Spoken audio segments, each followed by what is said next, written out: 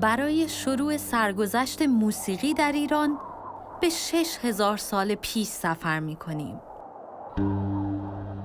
به جنوب غربی فلات ایران میریم.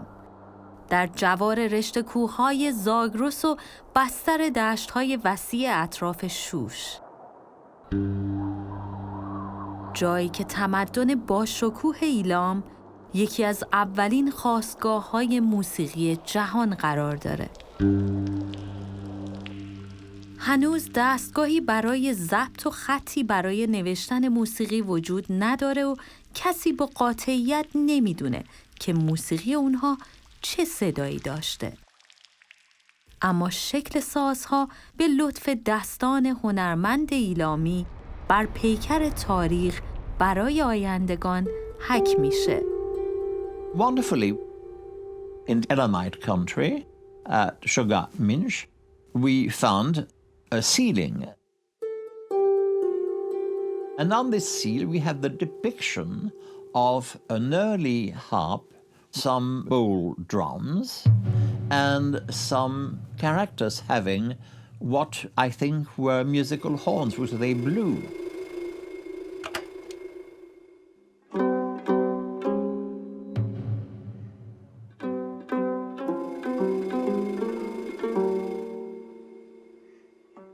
حضور نوازندگان سازهای مختلف در کنار هم دلیل مهمیه که بسیاری این نگاره رو تصویر اولین کنسرت یا هم نوازی جهان میدونن.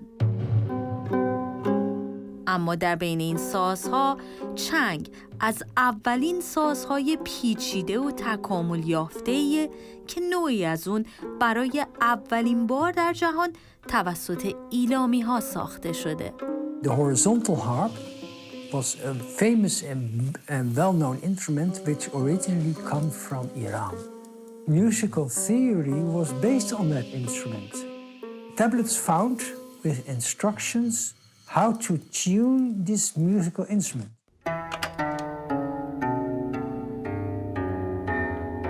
And later this system was taken over for other instruments. And we have indications that this tuning system or these modes are used all over the Middle East. چنگ در این زمان محبوبیت زیادی داره تا جایی که افسانه‌های بسیاری هم درباره اون ساخته میشه. از جمله افسانه چنگ در باد، نوعی چنگ سحرآمیز و جادویی که بدون نوازنده و تنها با وزش باد صدایی دلنشین تولید میکنه. در نقش‌های شگفت‌انگیز به جا مونده در حضور انسانی اساطیری که 2 مار از شونه‌هاش سر برآوردن، نوازنده‌ای در حال نواختن چنگیه که سیم‌ها یا زه‌های اون از سمت دیگه ساز آویخته شدن. اما اینکه زه یا سیم میتونه صدا هم داشته باشه برای اولین بار چطور کشف میشه؟ خاستگاه ساز چنگ تیر و کمان بوده. چوبی که هلالی رو به بیرون خم شده در اثر کشش زه معکوس قوس گرفته. پس این زه در کشش کامل قرار داره. میکشه، رها میکنه. صدا قابل شنیدن نیست، قابل لمسه. اما اگر در کمانهای اولیه ما یک کدوی قلیونی، یک کدوی طبیعی رو به اینجا اضافه کنیم، این صدا بیشتر قابل لمسه.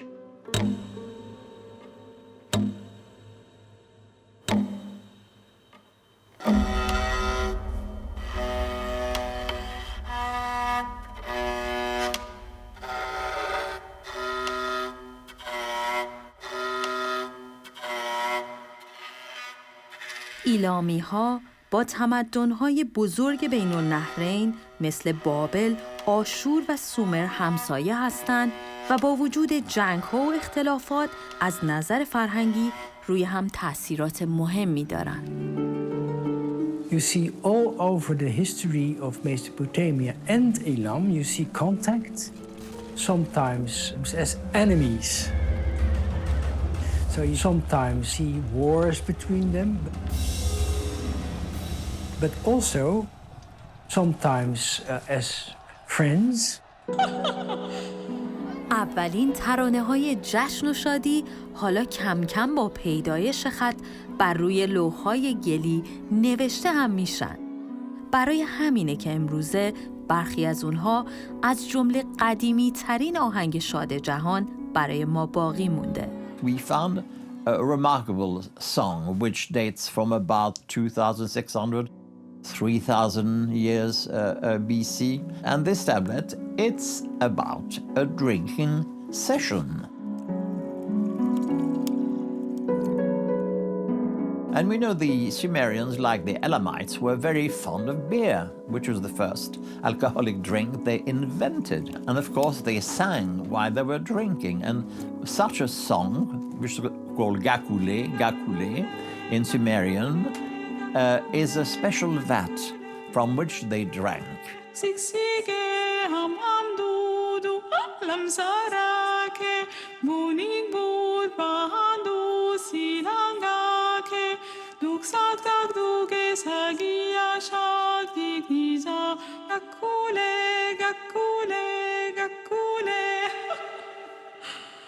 در گوشه دیگه ای از همین مهمونی ها اما ساز دیگه هم نواخته میشه که هم محبوب ایلامی هاست و هم محبوب همسایگانشون در بین النهرین. سازی به شکل گاو که یک نمونه از اون پس از 50 قرن در سومر کشف و بازسازی شده.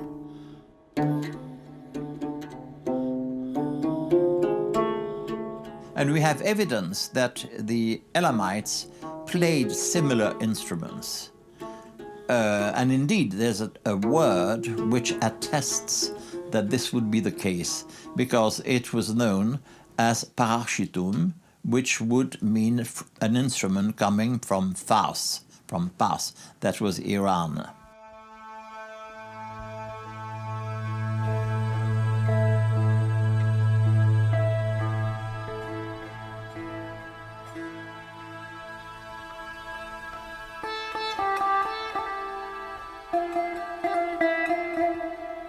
حالا با پیشرفت خط خیلی زود همراهی شعر و موسیقی وارد مرحله جدیدی میشه. از جمله افسانه بین النهرینی حماسه گیلگمش که در این زمان با موسیقی هم اجرا میشه.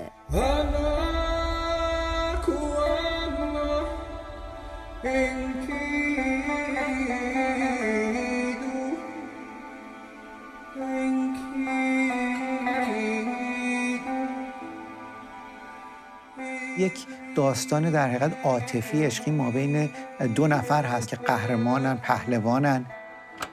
شاهی به نام گیلگمش که پادشاه اروک بوده، یک نفر به نام انکیدو رو پیدا میکنه که به اندازه خودش قوی هست و اینکه در آخر انکیدو مریض میشه و انقدر گیلگمش اون رو دوست داره که میجویه که گیاهی پیدا کنه که گفته میشه میتونه انسان رو ابدی جاودانه کنه و در حقیقت در آخر یک مار این گیاه رو میدوزه و مارها هستن در طول تاریخ که زنده میمونن و عمر زیاد میکنن و پوست میندازن همچنان به خاطر داشتن این گیاه و انکیدو میمیره و این داستان این هست که انسان همیشه دوست داره جاودانه بمونه.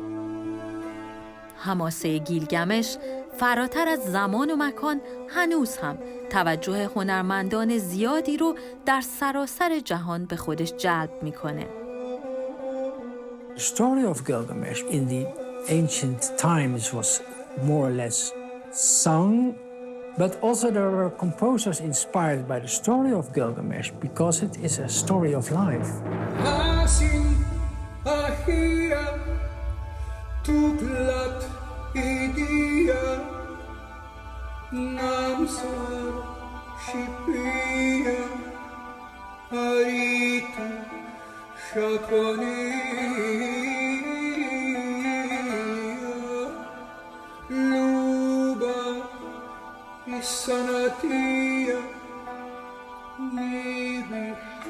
قرن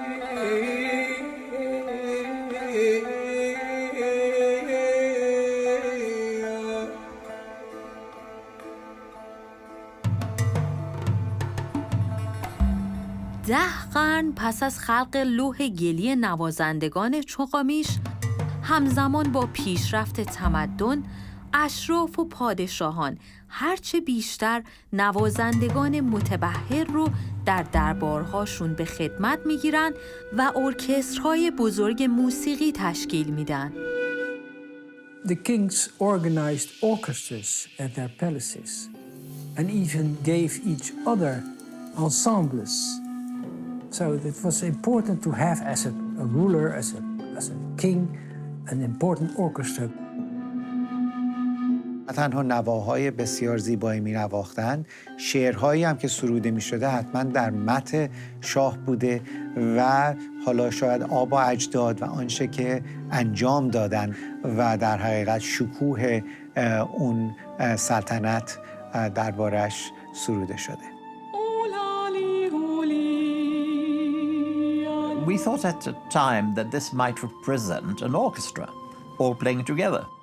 But we have to bear in mind that it could also represent something else. It could indicate, look, I'm the king. And these are my musicians. They might not play together, but I have to represent them together to show how wealthy I am. به این ترتیب پادشاهان برای نشون دادن شکوه و اقتدار خودشون نوازندگان حرفه‌ای رو با دستمزد بالا استخدام میکنن. اقدامی که هم باعث پیشرفت موسیقی میشه و هم روز به روز ارزش هنرمندان رو بالاتر میبره. Profession of musician was quite prestigious because you had a long education. We have some contracts that you pay for a teacher in playing lutes and playing harps and so on. So it was a well-esteemed profession. جایگاه و احترامی که حالا نوازندگان دربار به ویژه در ایلام پیدا کردن رو میشه در قصه حمله حاکم آشور به ایلام به خوبی دید. At the time of the great king Ashurbanipal, there was trade between the Elamite country and the Assyrian Empire. There was a king there in Elam whose name was Teumman, and Ashurbanipal, of course, was very powerful and controlled all commercial deeds between the two countries. One day, Ashurbanipal thought that Teumman was cheating him of taxes, so he went to war against Teumman. Finally murdered him, dragged him and his sons, who died in miserable deaths. پس از کشته شدن پادشاه ایلام، ارکستر دربارش به خدمت پادشاه مهاجم آشوربانیپال در میاد.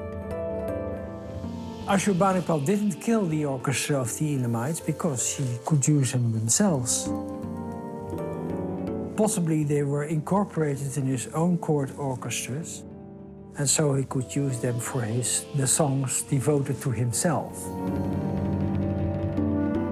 ارکستر نوازندگان و خوانندگان دربار ایلام از بیش از 20 هنرمند تشکیل شده. گروه خوانندگان هم شامل کودکان، مردان و زنان هستند.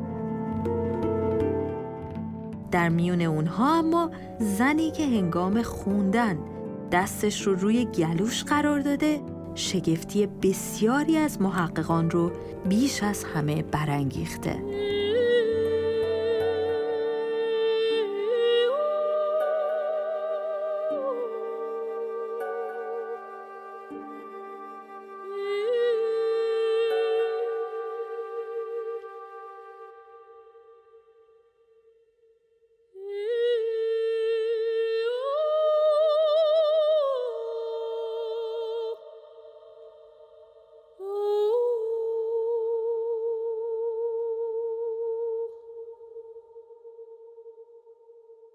ارکسترهای موسیقی ایلام به تدریج تا اونجا پیشرفت می‌کنند که به نظر میرسه حالا برای اولین بار در تاریخ شاهد حضور یک عضو جدید هم در بین اونها هستیم. فردی که قرار اجرای نوازندگان رو با هم هماهنگ کنه و نقش اون هم در سنگ نگاره های کولفرح در ایزه به یادگار مونده. یک رهبر ارکستر داریم. شاید ما شاهد اولین ارکستر سمفونی ایرانی باشیم در تاریخ. داره اینجا نوازندگان رو رهبری میکنه و این سنگنگاره کولفرح فوق‌العاده مهمه برای تاریخ موسیقیایی و تاریخ فرهنگی ایران زمین.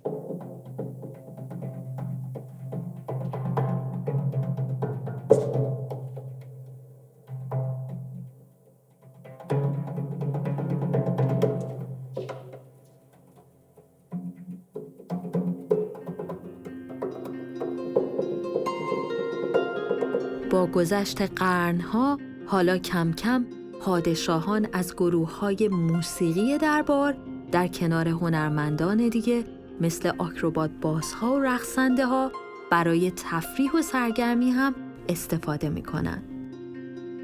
یک نمونه از این مراسم در گنجینه‌ای به نام جام ارگان یا ارجان در بهبهان کشف شده.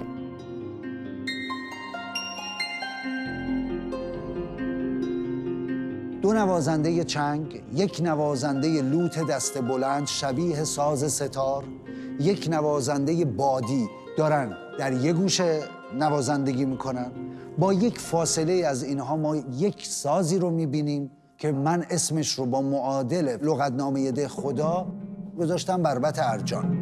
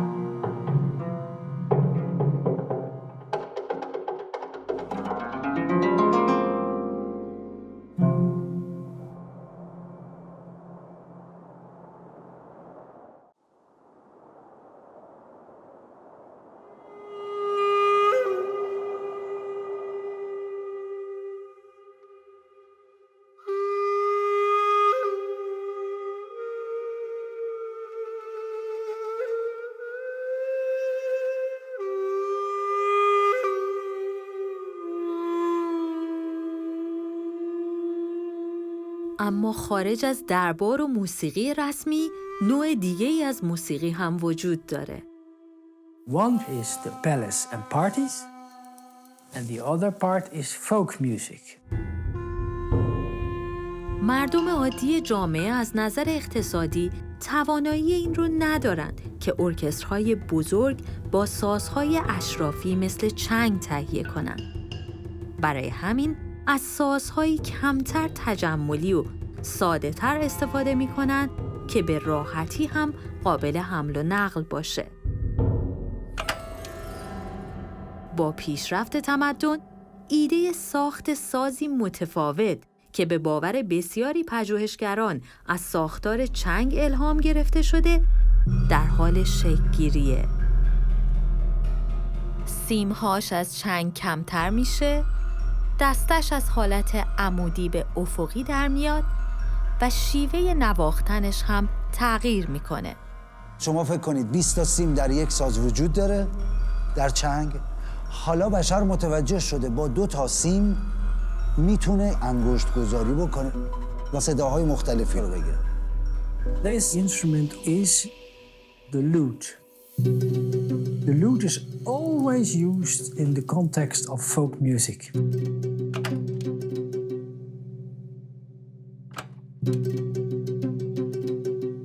This instrument developed to be far bigger in length and became the tambur. سازی که نواش در طی اعصار تاریخ همواره برای گوش مردمان ایران زمین آشناست، قدمتی بیش از 4000 سال داره. It represented something that has been staying for millenniums. If you think about it, the same concept of plucking an instrument and putting the fingers down is what you find these days in the guitar and in many other instruments. Other instruments developed with a larger sound box and became the oud.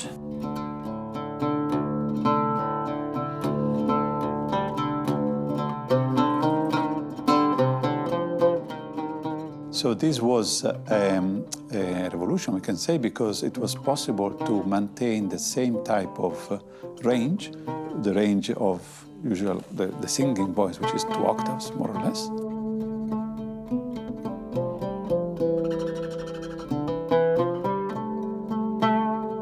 The instrument itself required less maintenance because you have less strings to tune, less strings to maintain. It was portable. تاریخ ایلام و تمدن‌های گوشه و کنار منطقه از حدود 2500 سال پیش در آستانه تغییر و تحولات بزرگی قرار می‌گیره.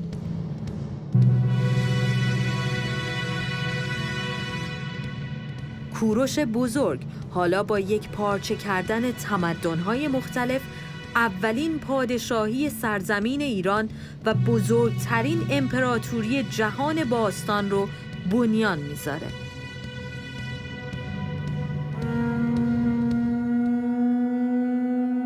The Achaemenids are successors of the Neo-Elamite dynasty. King Cyrus is an interesting figure because of course he comes from the Persian dynasty, but he presents himself as an Elamite king. او نه تنها به تمدن‌های پیشین که حالا بخشی از امپراتوری ایران هستن احترام میذاره، بلکه فرهنگ و هنر هخامنشی رو با تأثیر از اونها شکل میده. از تمدن‌هایی که ظرافت‌های خودشون رو دارن، اهمیت خودشون رو در فرهنگ دارن، استفاده میکنه. مثلا بهترین سنگ تراش‌ها از یونان میاد، لیدی‌ها طلاکار هستن، بهترین چوب‌ها رو از لبنان میارن و تفکر شکلگیری یک تمدن بین‌المللی زیر سلطه ایرانیان این شاهنشاهی هخامنشی. اما در مورد سازهای بزمی و مجلسیشون مورخین یونانی اینگونه میگن که ارکستر بزرگی وجود داشته، حتی اینکه دختران از کل امپراتوری هخامنشی حدود 360 یا 300 و اندی نوازنده حضور پیدا می‌کردن و خب خود همین نشون میده تنوع فرهنگی اقوام مختلف در اون گستره حکمرانی چقدر خوب در کنار هم میتونستن اجرای موسیقی بکنن. در جایی که بهش میگیم بلخ، ایران شرقی، افغانستان امروزی، چیزی رو که بیشتر یافت شده از حفاری ها، چه در خود تخت جمشید بلکه در شرق هم ما این رو میبینیم، کرناها هستن. شیپورهای بسیار بلندی هستن که قاعدتاً به نظر میرسه برای خبردار کردن، صدا زدن، در حقیقت آماده باش کردن و غیره استفاده میشدن.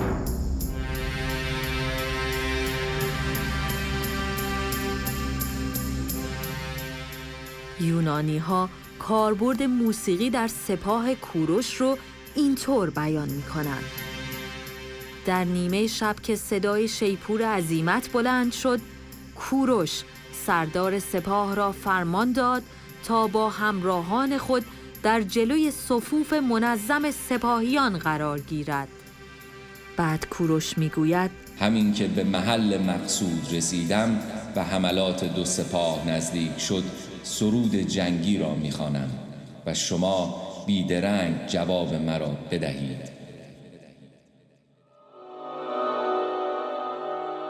غروب هخامنشیان اما 2 قرن پس از کوروش کبیر اتفاق میفته. زمانی که یونانی‌ها به رهبری اسکندر مقدونی به سرزمین هخامنشیان هجوم میارن تا وارث بزرگترین امپراتوری و یکی از باشکوه‌ترین فرهنگ‌های جهان بشن. حالا پیشرفت‌های موسیقی ایران و خاورمیانه در قرنهای پیش به چشم اسکندر و جانشینانش سرمایه و غنیمتی ارزشمند محسوب میشه. The Greeks came in Babylon and they copied the scales, and therefore we find the scales that we knew under Babylonian names such as Ishartum, Pitum, Kitmum, and we find them with Mixolydian, Hypermixolydian and others, and they not only borrowed, but they rather stole the scales. The Greek musical theory is close to Middle Eastern musical theory. It is more elaborated, it's more refined, but you see also the same movement of musical instruments. Sometimes that lutes or lyres are taken over by the Greek and they made their own type of it. پس از حدود 2 قرن تسلط یونانیان، ایران سرانجام از جانشینان اسکندر پس گرفته میشه. حالا ایرانیان این بار در امپراتوری شکوهمند اشکانی فرمان روای ایران میشن.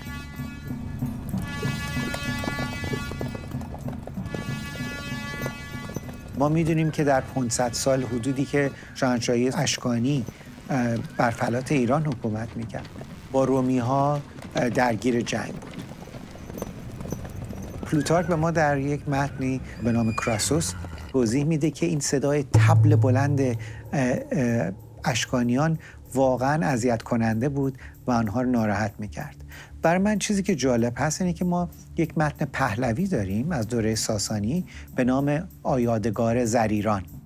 این متن که به دوره اشکانی میرسه، چون کلماتی درش هست که کاملا نشون میده به دوره اشکانی میرسه، همین سر و صدا که رومی ها رو آزار میده به گونه‌ای درش درج پیدا کرده. پس هر مردم از بایسپان ازمد او در ویشتاس شاه آمد هند، پد هم سپاه و دنبک زنند ادنای پزدند. پس همه مردمان را از قاصدان خبر آمد و آنان هم سپاه به درگاه گشتاس شاه آمدند، دنبک زدند و نای دمند و در گاودم بانگ کنند.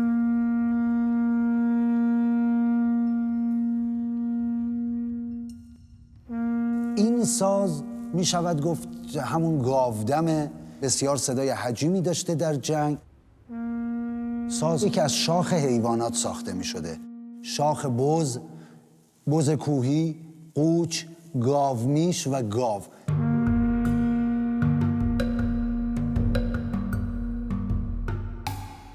اما موسیقی در این زمان کاربرد مهم دیگه‌ای هم پیدا می‌کنه.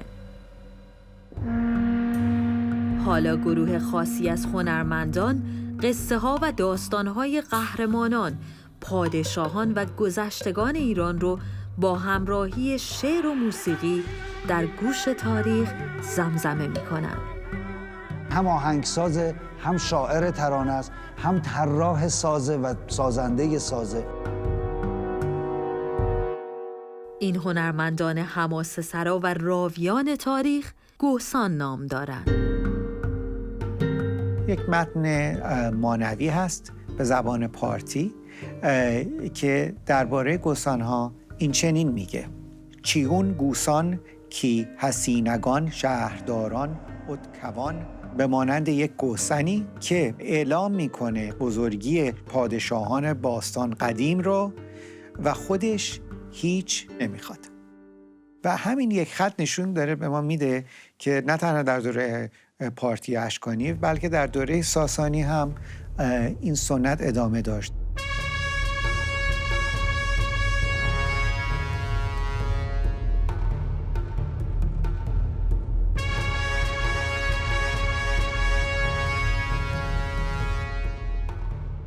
اردشیر بابکان و خانواده‌اش یعنی پاپک و برادر شاپور یک شاهنشاهی رو به وجود میارن به نام ساسانی.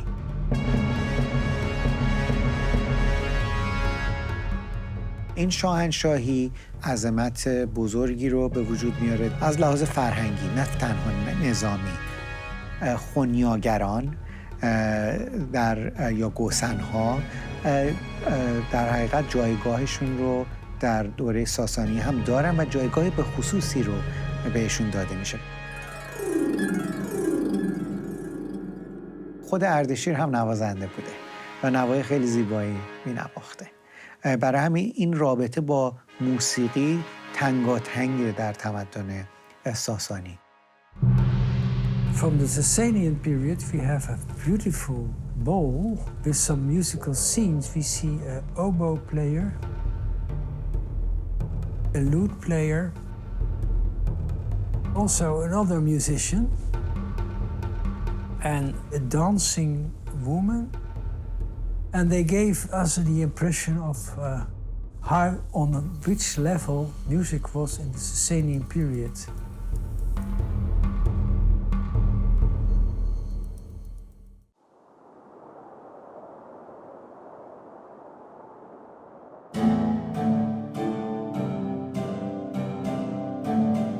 پادشاهان ساسانی به باور خود حلقه پادشاهی رو از ایزدان و اهورامزدا هدیه می‌گیرند.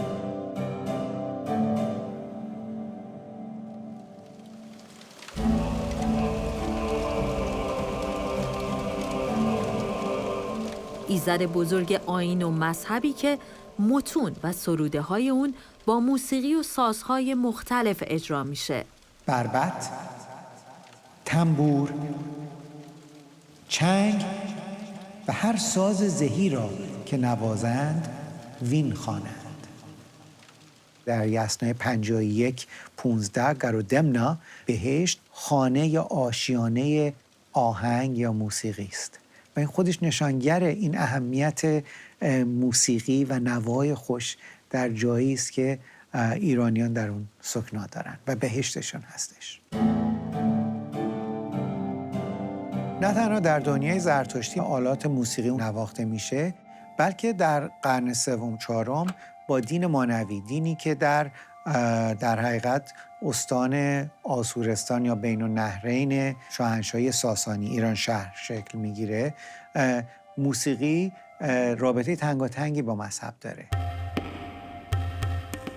بهرام گور، پادشاه دیگه ساسانی، هم اهمیت زیادی به موسیقی و بزم میده. در قرن پنجم عده‌ای نوازنده میان از شرق آورده میشن به گفته متون تاریخی و شاهنامه که تعداد اون در شاهنامه 12,000 نفر هستن که از هند وارد میشن به ایران که ما به اونها میگیم لولی یا لولی ها یا کولی ها، کسی که به انگلیسی میگن جیپسیز. ما در حقیقت داریم نگاه میکنیم حرکت این لولی ها از هندوستان به غرب که بالاخره به دنیای مدیترانه میرسن و مقدار زیادی که در ایران سکنا پیدا میکنن که هنوز هم در ایران حضور دارن.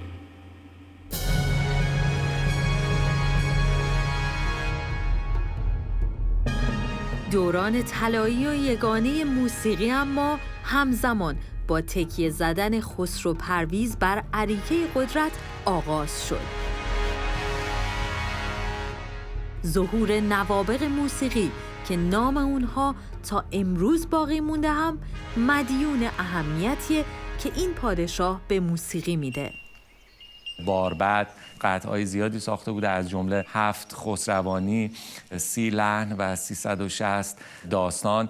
اما اهمیت موضوع در اینه که با اولین سیستماتیزاسیون یا طبقه بندی و روشمندی در موسیقی ایرانی مواجه هستیم.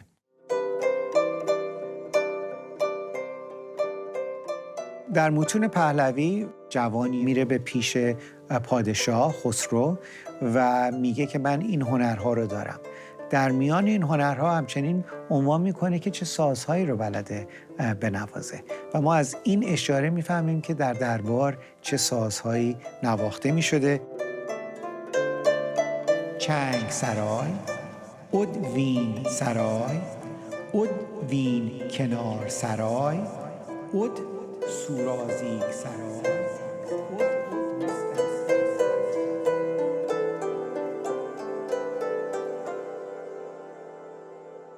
در طاق بوستان در کرمانشاه امروزی ما می‌بینیم که شاه بر روی قایق در حال شکار در نخجیرگاهش و نوازندگان زیادی در حال نای، بانوان روی قایق‌ها در حال نواختن چنگ هستند. و در حقیقت شما دارین یک ایده از یک بهشت می‌بینید. در حقیقت اونجا یک پارادیس یا پالیزی هست که وجود داره و این تداوم یک سنت بسیار قدیمی ایرانی هستش که درست شاه داره شکار میکنه ولی برای خودش همه چیز موجوده، درختان، موسیقی، همه چیز زیبا و این رو برای من اقلن برمیگردونه به ایده‌ای که در سنت زرتشتی وجود داره. در زمان پادشاهی یزدگرد سوم اما تحولات و وقایع مهمی در حال رخ دادنه که تهدیدی جدی برای این بهشت پادشاهان ساسانیه.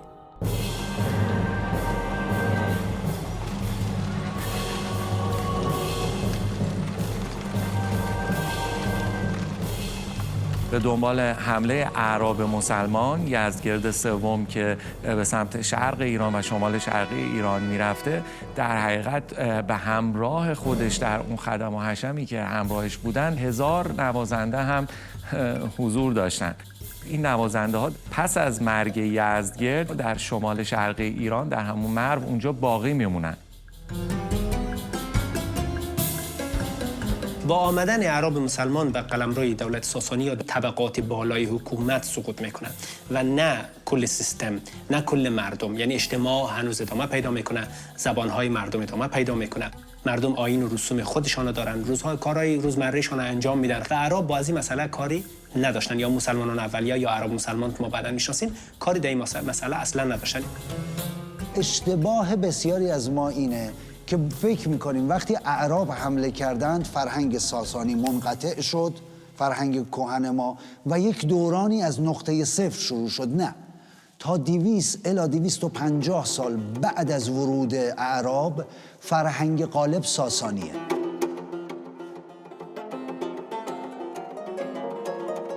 همون جنگ‌های دوره ساسانی ادامه حیات میدن. اگر به قصرهایی که در اردن امروزی وجود داره نگاه کنید، خبرت المفجر و جاهای دیگه، میبینیم که رقصندگان زن دارن میرقصن، حتما همراه موسیقی بوده و شاید کم کم کلام تغییر کرده باشه و خب البته با سنت اسلامی عربی شاید بیشتر پیوند پیدا کنه.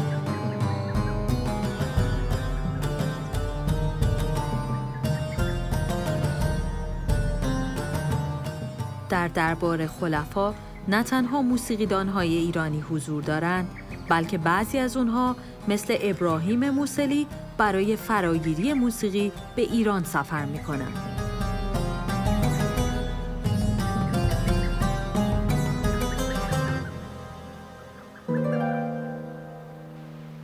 یکی از منابع درآمد ابراهیم موصلی این بوده که این میرفته به بازار،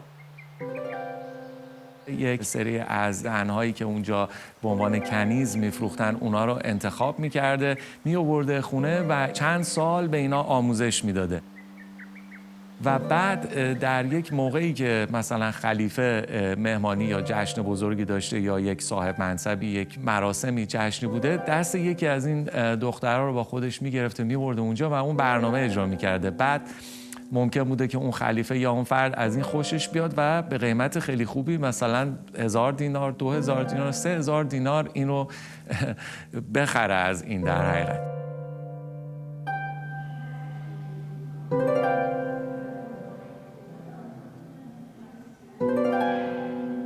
حتی پادشاهان، والیها، حاکمان، اینا وقتی میخواستن به مناسبتی به همدیگه هدیه بدن، در میان اون هدایایی که ارسال میکردن معمولاً چند تا از این نوازنده های زن رو هم درش میگنجوندن و در دوره‌ای که ضبط صوت نبوده اینها به این ترتیب آهنگ‌ها و تصنیف‌ها رو مثلا از غرب به شرق منتقل میکردن.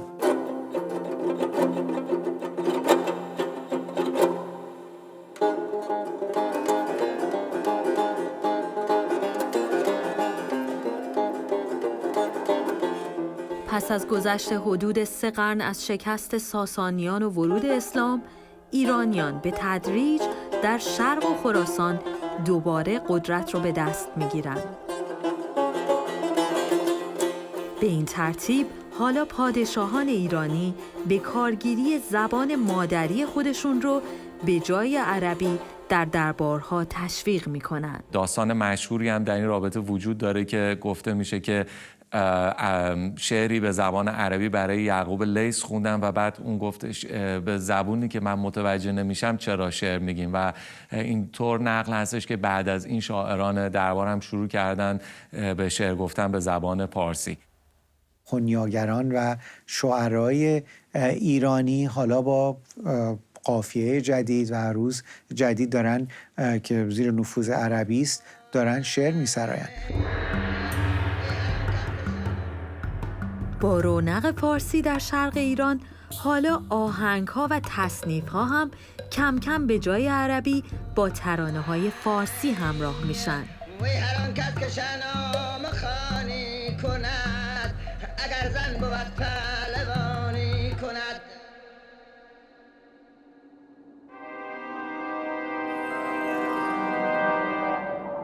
همزمان در بغداد، مرکز خلافت اسلامی هم تحولاتی در حال شکل گیریه. با وجود ثروت فراوانی که گستردگی قلمرو اسلامی و باج و خراج‌ها برای خلفای بغداد فراهم کرده، اونها تجربه چندانی در اداره تشکیلات حکومتی ندارند و با رموز اون آشنا نیستند. برای همین در بغداد مدرسه‌ای به نام بیت الحکمه یا خانه دانش تأسیس می‌کنند تا در اون تمام کتاب‌های مهم زمان رو ترجمه کنند و دانش اونها رو فرا بگیرند.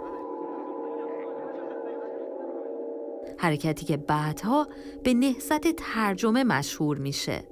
در دوره مأمون عباسی وقتی نهضت ترجمه شروع میشه، خب حالا درباره بیت الحکمه ما میدانیم یا جای حکمت، خیلی از آثاری به زبان یونانی خصوصا فلسفه ترجمه میشه به زبان عربی و البته خب متون دیگه مثل پهلوی خب قبل از او ترجمه شده به عربی و خیلی از متون سانسکریت در اون زمان از هندوستان آمده به مشورت یا به اصطلاح به تشویق برامکه ترجمه میشه به عربی. اما برای دستیابی به دانش، ترجمه به تنهایی کارساز نیست. برای همین در بخش دیگه‌ای از همین مدرسه حالا حکما و دانشمندان عصر با به کارگیری این ترجمه ها کتاب های جدیدی می نویسن. در رأس اونها الکندی بوده. کاری که الکندی و شاگردانش در مدرسه بیت الحکمه می‌کردن این بود که حالا این متون ترجمه شده یونانی رو به اصطلاح بومی سازی بکنن، یعنی بیان اینها رو با سازهای خودشون و موسیقی خودشون سعی کنن تطبیق بدن. بنا به همون سنت‌های یونانی و اینها موسیقی رو بخشی از ریاضیات حساب می‌کردن، یعنی ریاضیات شامل حساب، هندسه، نجوم و موسیقی می‌شده. Al-Kindi was at the origin of the name of the notes, of the 5 strings of a stave and of the clefs, where we know that you have mufta al-fa, mufta al-sul, mufta al-do. کارهای علمی و یافته‌های دانشمندانی مانند کندی حالا فراتر از قلمرو خلافت اسلامی، سرزمین‌های غربی و اروپایی رو هم تحت تاثیر قرار میده. So he took the intervals from the first to the second degree as do, re, mu, fa, sol, la, si, di. Do, ron, mi, fa, sol, la, si, di. The monk Guido d'Arezzo copied it. He named his notes from the first syllables of a hymn to St. John, which was ut quantre laxis, re sonare fibris, mira gestorum, fa mulituorum, sol ve polluti, la bireatum. And he stopped there because the last one was St. John, so he didn't know how to deal with this. The scholars of Islam thought that they were learning from Greek knowledge.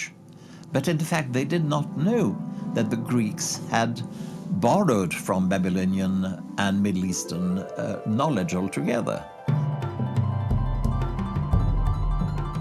از اونجا که موسیقی بخشی از علم در نظر گرفته شده، دانشمندان بسیاری، چه اونها که مثل ابن سینا دستی در این هنر ندارند و چه اونها که مثل فارابی نوازنده موسیقی هستند، شروع میکنن به نوشتن کتاب‌های ارزشمندی درباره موسیقی.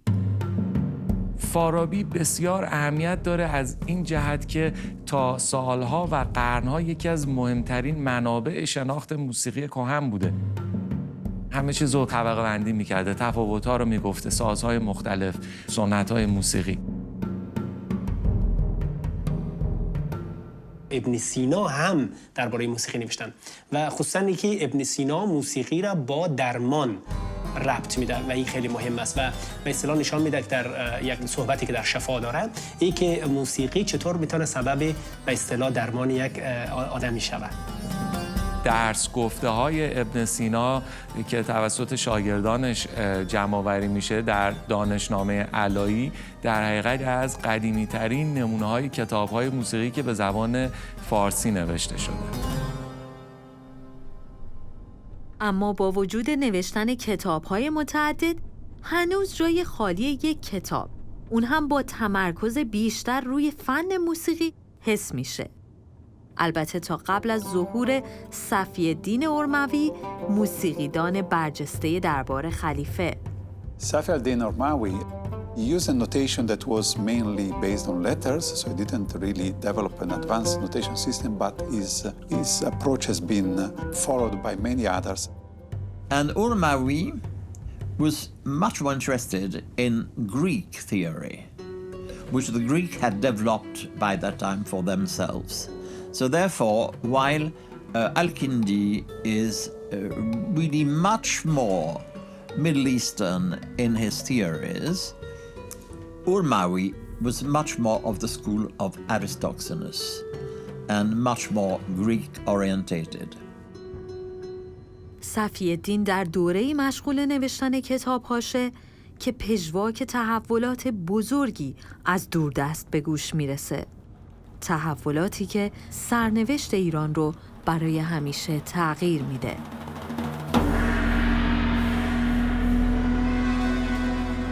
با حمله مغول‌ها به ایران، آتش جنگ از شهرهای آباد تنها ویرانه‌ای به جا میذاره. هولاکو خان پس از فتح تبریز سرانجام به بغداد میرسه و به خلافت اسلامی پایان میده.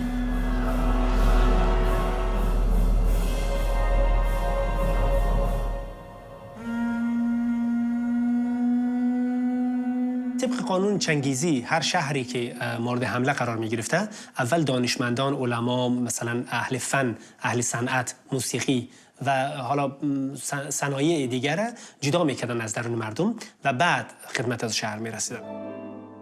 صفی الدین ارموی هم یکی از همین افراد بود که به لطف هنر و دانشش نه تنها آسیبی نمیبینه، بلکه این بار حتی با حقوقی بیشتر به استخدام دربار هولاکو خان در میاد.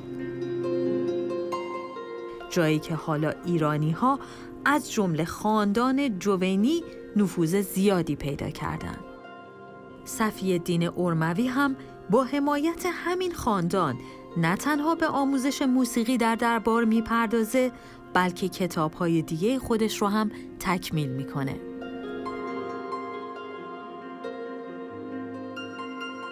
اما در سالهای بعد ورق برمیگرده. خاندان جوینی که حامی ارموی هستند، در کشمکش‌ها، رقابت‌ها و جنگ قدرت میان درباریان سرانجام قدرتشون را از دست میدن و مغصوب حاکمان مغول واقع میشن. ما می‌بینیم که پشتیبانی و حمایتی که دربار از صفی‌الدین ارموی می‌کرده قطع میشه و همیشه دربار بوده که به قول امروزی‌ها اسپانسر موسیقی بوده و وقتی که دیگه این سفارش نمی‌گرفته از دربار و بهش رجوع نمی‌کردن، در حقیقت با مشکلات مالی روبرو میشه و حتی در همین فقر و تنگدستی شدید از دنیا میره.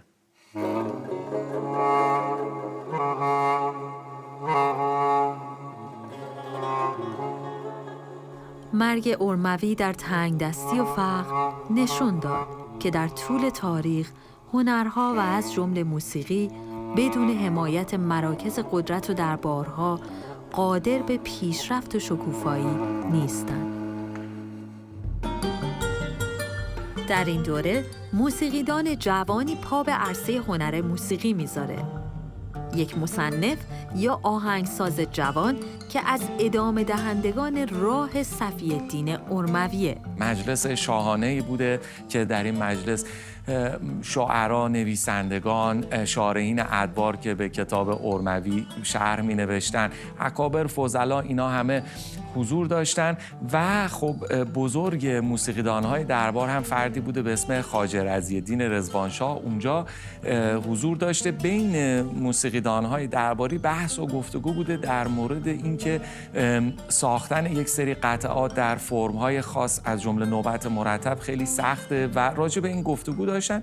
یک فردی اونجا ناشناس میگه که این قطعه‌ای که شما میگین سخته و برای شما 2 ماه طول میکشه ساختش، برای من کار 1 روزه.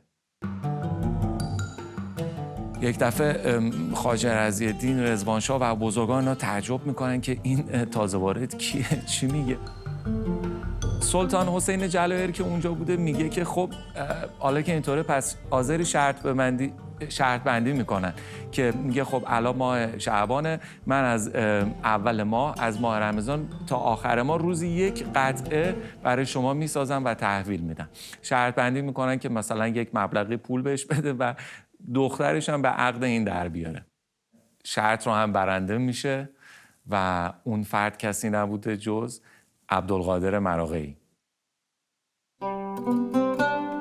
آهنگساز و موسیقیدانی که حالا تبحر و استادیش در ساخت موسیقی او را در دربار تبریز مشهور کرده، پس از این به دربار بغداد مهاجرت میکنه.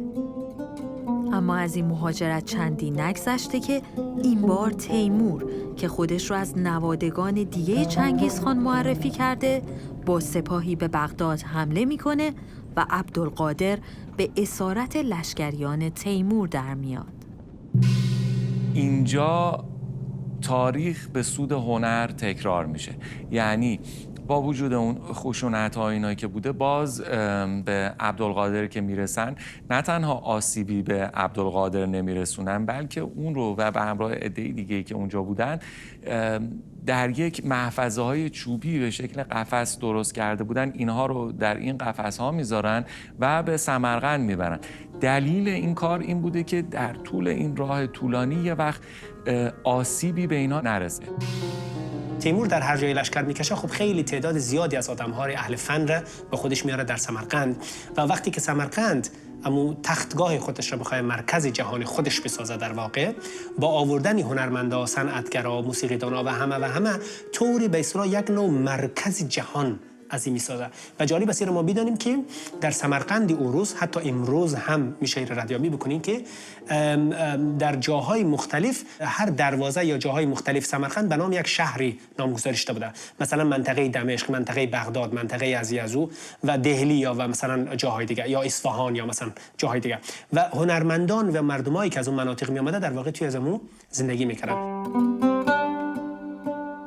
در حالی که جانشینان تیمور همین سیاست توجه به فرهنگ و هنر رو ادامه میدن، عبدالقادر پس از این به هرات میره، محل حکومت پسر تیمور. شاهرخ هم در هرات همین کار انجام میده تا حدود زیادی و دانشمندان مختلف دور از او جمع میشن و مثلا شاهزاده های تیموری در هرات خب حامیای اصلی، مشوقین اصلی هنر و موسیقی و یا مثلا اهل فن هستن، دانشمندان هستن و ما از اون خاطر بیشترین مثلا تعدادی شاهنامه یا مثلا کارهای دیگر مثلا مادری دوره داریم، به خاطر که هر شاهزاده برای خودش یک دربار کوچیک داشته. در مجالس شاهانه‌ای که در باغ‌های هرات برگزار می‌شده، امیرعلی شیر نوایی در حقیقت مسئول این بوده که هنرمندان رو دعوت بکنه. هنرمندان بودن، موسیقیدان‌ها بودن، خوشنویس‌ها بودن، شاعرا بودن و در این باغ‌ها جمع می‌شدن، غذاهای مختلف رو امتحان می‌کردن، نوشیدنی‌های مختلف رو امتحان می‌کردن، بعد شاعرا شعرهاشون رو می‌خوندن، خواننده‌ها می‌خوندن، رقصنده ها حضور داشتن و در مجموع تا این حد مورد حمایت دربار تیموری بوده که نتیجه‌ای نداشته جز شکوفایی و اوج هنر در این دوره. اما بهار باغ‌های هرات با ظهور یک فرد مثل همیشه تاریخ بار دیگه دستخوش تغییر و تحولات جدیدی میشه.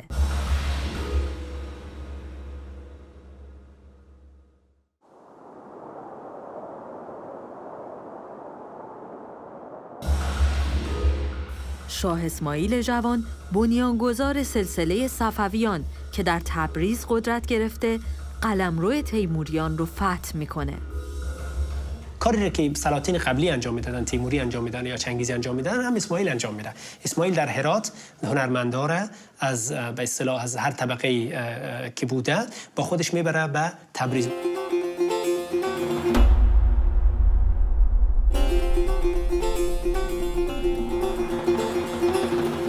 در جنگی به نام چالدران، سپاه شاه اسماعیل از سپاه عثمانی به فرماندهی سلطان سلیم که به توپ جنگی مجهزن شکست میخوره و تبریز به دست عثمانی میفته.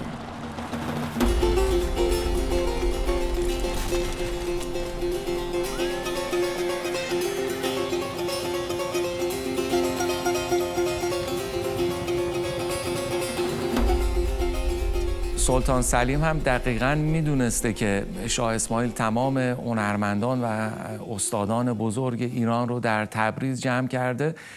اتفاقاً همه اینا رو اسیر میکنه. در حالی که مهاجرت این هنرمندان و رفتن اونها به دربار عثمانی باعث رونق موسیقی در اونجا میشه، در این حال ضربه بزرگی به موسیقی و هنر در ایران وارد میشه. شاه طهماسب اول با وجود اینکه گاهی به موسیقی علاقه نشون میده، اما به دلایل مختلف رویکرد تحریم و ممنوعیت در قبال موسیقی در پیش میگیره. پادشاهان صفوی به خاطر اینکه حکومتشون رو بر اساس این مذهب شیعه بنا کردن، به نوعی مجبور هستن که هوای روحانیون تشیع رو داشته باشن. نوحه‌خوانی، تعزیه، روزه‌خوانی و مداحی در این دوره به خاطر اینکه اساس حکومت مذهبی هستش و مذهب تشیع هست، یک شکل تازه‌ای میگیره و اینجاست که کم کم روحانیون تشیع شروع میکنن به نوشتن رساله هایی که تفکیک کنن این موسیقی ها رو از هم، از جهت اینکه کدوم یکی از اینها از نظر شرعی اشکال داره، کدومش اشکال نداره. و هرچی که به اصطلاح همون نگاه مذهبی بیشتر و بیشتر شده، خب جای برای به اصطلاح همون موسیقی و نوازندگی یا نمیمانه و موسیقی از حالت علمیش، از حالتی که به اصطلاح مهم است برای روح انسانی و تمام دانشمندای ایران زمین در دوره‌های مختلف تاریخی تا قبل از دوره صفوی اکثریتشان موسیقیدان بودن خودشان یا طرفدار موسیقی، ناگهان می حالت لهو و لعب پیدا میکنه. شاه طهماسب در یکی از فرمانهاش که معمولاً در مساجد نصب میشه اینطور میگه: حکم مطاع و واجب الاتباع صادر گشته که در ممالک محروسه شرابخانه و بنگخانه و معجونخانه و قوالخانه و بیت اللطف و قمارخانه و کبوتربازی نباشد و سایر نامشروعات را مثل ریش تراشیدن و تنبور زدن و دیگر آلات لهو و لعب رفع نمایند و هر کس مرتکب این امور شود زجر بلیغ نموده آنچه مقتضی شرع شریف باشد مرتب دارند و منع نقاره زدن و اجتماع کردن در بقاع خیر نمایند.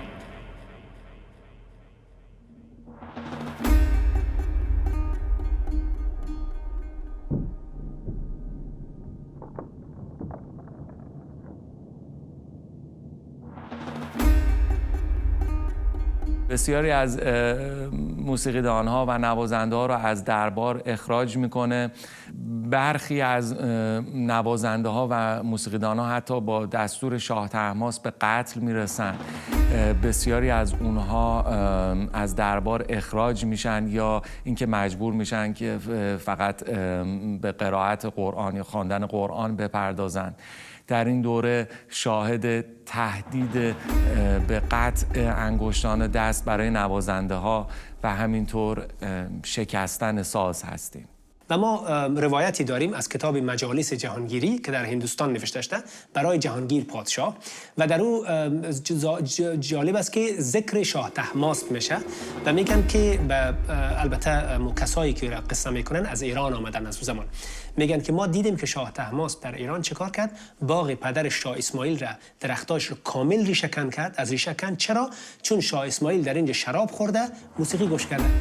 و جالب است که جهانگیر میگه که من در عجبم از پادشاه با از عقل و خرد که چگونه میشه که به اصطلاح درخت را ریشه کن بکنی به خاطر شاه اسماعیل، حالا موسیقی شنده یا شراب خورده زیر از او، چرا خودش را نمیکشه که خودش از ثمره یا درخت وجودش در واقع تنیده از خود شاه اسماعیل هست. و این یک تلنگر بسیار بزرگ است که درباره هند میزنه به دولت صفویه. اینها حتی در دوران شاه اسماعیل مداحانی رو راه انداخته بودن و مجبور میکردن به زور کتک میزدن مردم رو که به مذهب شیعه بپیوندن و این سختگیری‌های مذهبی از یک طرف و از طرف دیگه سانسور و اعمال فشار و تهدید یکی از شاخص‌ترین و مهمترین مهاجرت‌های ایرانیان رو رقم میزنه. ایرانیانی که به سطوح اومده بودن و دیگه نمیتونستن در کشور زندگی کنن. و یک از دلایل از این که ما می‌بینیم بهترین نقاش‌ها، بهترین به اصطلاح هنرمندان این زمانه از ایران دوره صفوی خصوصا از عهد شاه طهماسپ و شاه عباس کوچ میکنن میرن به هندوستان، در واقع امی تغییر جهت است که دربار نسبت به اهل فن، اهل علم و اهل دانش داره و این بیشتر سابقه مذهبی شدن را میگیره. هر چی که رنگ مذهبی شدن بیشتر میشه در واقع مو فکر آزاد کمتر میشه.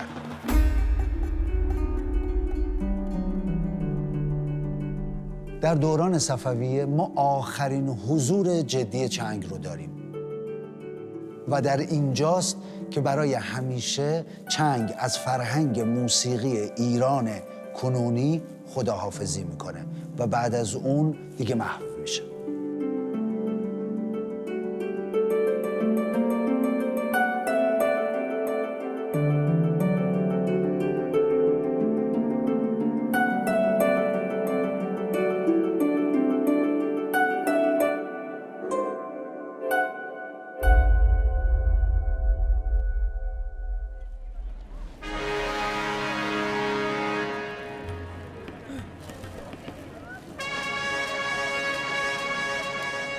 با اینکه مهاجرت یا فرار هنرمندان در دوره‌هایی پس از شاه طهماسپ هم ادامه پیدا می‌کنه، اما شاهان بعدی به اندازه او سختگیر نیستند.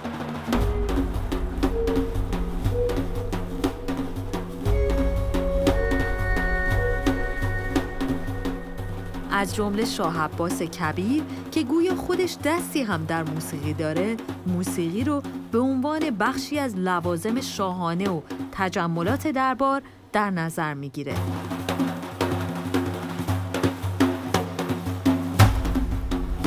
شاه عباس و جانشینانش اهالی طرب از جمله نوازندگان که در این زمان بهشون سازنده گفته میشه رو دوباره به دربار برمیگردونن و به نوعی تلاش میکنن تا به موسیقی رونق بدن و آب رفته رو به جوی بازگردونن.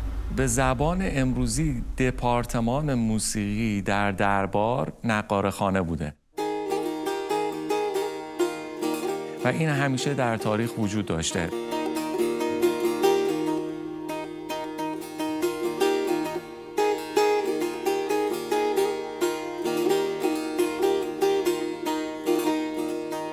یک بخشی از نوازنده ها و هنرمندان نقاره‌خانه وظیفه این رو داشتن که در مراسمی که در بیرون از خود کاخ هست برنامه اجرا کنن، مثلا مناسبتی بوده، جشنی بوده، عیدی بوده، اعلام خبری بوده، مراسم تشریفاتی بوده یا حتی بازی بوده، در مراسم آتشبازی حتی بوده یا بازی چوگان.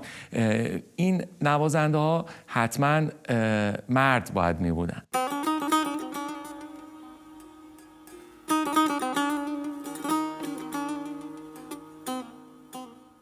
اما نوازنده هایی که در داخل بودن و بیشتر نوازنده های مجلسی بودن، اینها هم میتونستن زن باشن و هم میتونستن مرد باشن، یعنی برای اجرای عمومی از زنان استفاده نمی‌کردن. در طول بیش از 200 سال دوران حکومت صفویه، موسیقی با فراز و نشیب‌های زیادی روبرو میشه.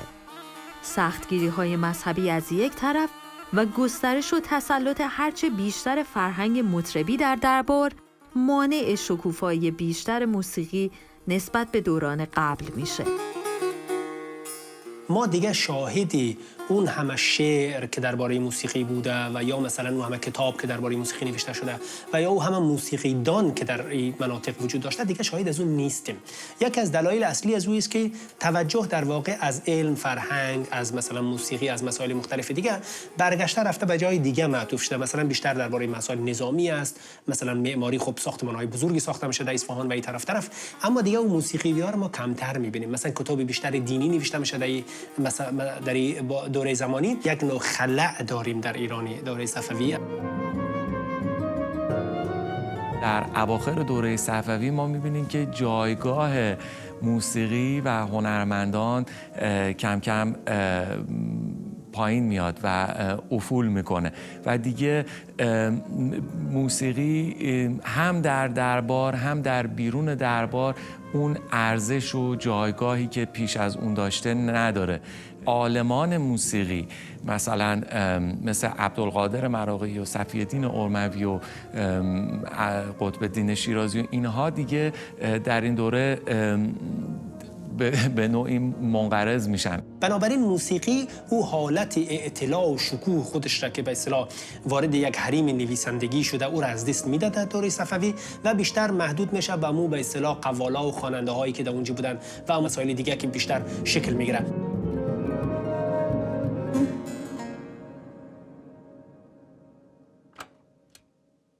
در این دوره تعدادی از جهانگردان که به ایران سفر کردند برخی از ترانه‌های ایرانی رو با خط نوت اروپایی می‌نویسند.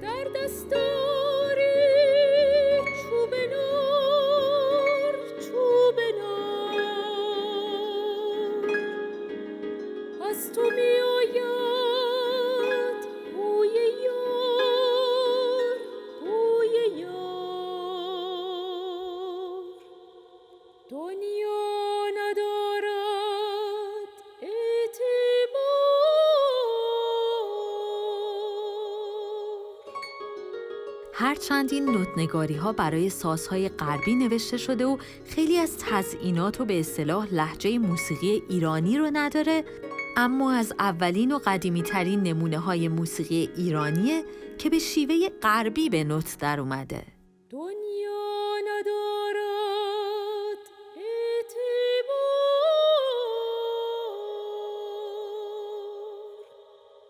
سنبل بیار، سنبل بیار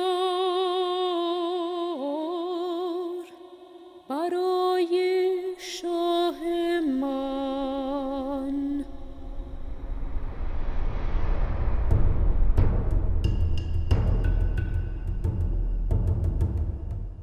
موسیقی ایران از 6000 سال پیش تا این زمان تغییرات زیادی به خودش دید.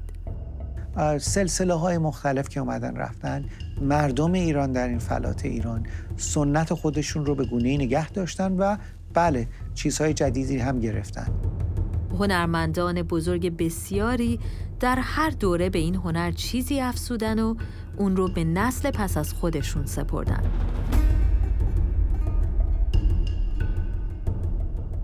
اونها چه در دوران آرامش، هنگام صلح و چه در دوران تنش‌ها و جنگ‌ها هر کدوم رنگ و شکلی متفاوت به موسیقی بخشیدن. سازهای بسیاری به تدریج تکامل پیدا کردن و گاهی هم با بیرحمی تاریخ از صحنه روزگار حذف شدن. در تاریخ هم هیچ گروهی و هیچ مذهبی نتونسته از بین ببره این سنت رو که چیزی کاملاً درش جایگزین کنه. ایلامی، زرتشتی، سنی، شیعی. من خیلی مهمم به عنوان ایرانی که ما بدونیم که چه سنتی داشتیم و چه کردیم، برای ما بسیار مهمه. Whenever we hear music today, even if it's jazz, pop music, rap, or if we hear Feroz singing or another Middle Eastern modern singer, we do not realize that we needed thousands of years to reach this level. And that there is a continuation from ancient Middle Eastern, from Elam, from Sumer, growing through the Middle East, going through Islam, through Christianity, and so forth, reaching the music that we play today. این هنر در بطن زیر و بم تغییر و تحولات تاریخ شکل گرفت. تحولاتی که قراره به شکل یگانه ادامه پیدا کنه تا این میراث رو به ما و آیندگان بسپاره.